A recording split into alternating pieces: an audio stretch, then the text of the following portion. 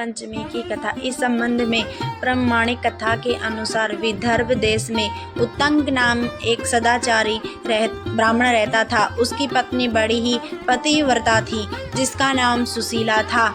उस ब्राह्मण के एक पुत्र तथा एक पुत्री, 2 संतान थी।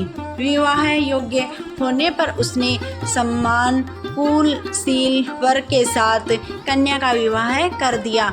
देव योग से कुछ दिनों बाद वह विधवा हो गई। दुखी ब्राह्मण दंपति कन्या सहित गंगा तट पर कुटिया बनाकर रहने लगे।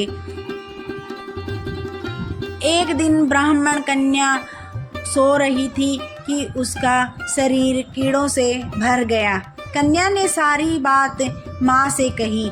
माँ ने पति से सब कहते हुए पूछा, प्राणनाथ, मेरी साध्वी कन्या की यह गति होने का क्या कारण है?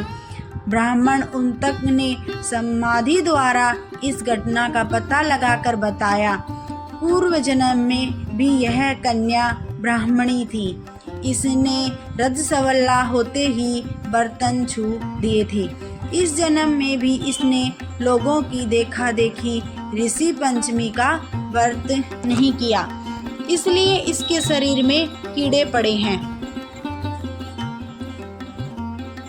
धर्मशास्त्रों की मान्यता है कि रजस्वला स्त्री पहले दिन चांडालिनी, दूसरे दिन ब्रह्मघातिनी तथा तीसरे दिन धोबिन के समान अपवित्र होती है।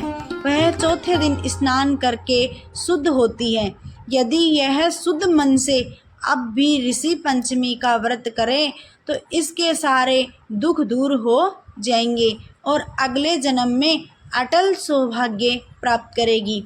पिता की आज्ञा से पुत्री ने विधि पूर्वक ऋषि पंचमी का व्रत एवं पूजन किया। व्रत के प्रभाव से वह सारे दुखों से मुक्त हो गई। अगले जन्म में उसे अटल सौभाग्य सहित अक्षय सुखों का भोग भी मिला। बोलिए, जे ऋषि पंचमी की कहानी यहीं समाप्त करते हैं और चैनल को सब्सक्राइब करें।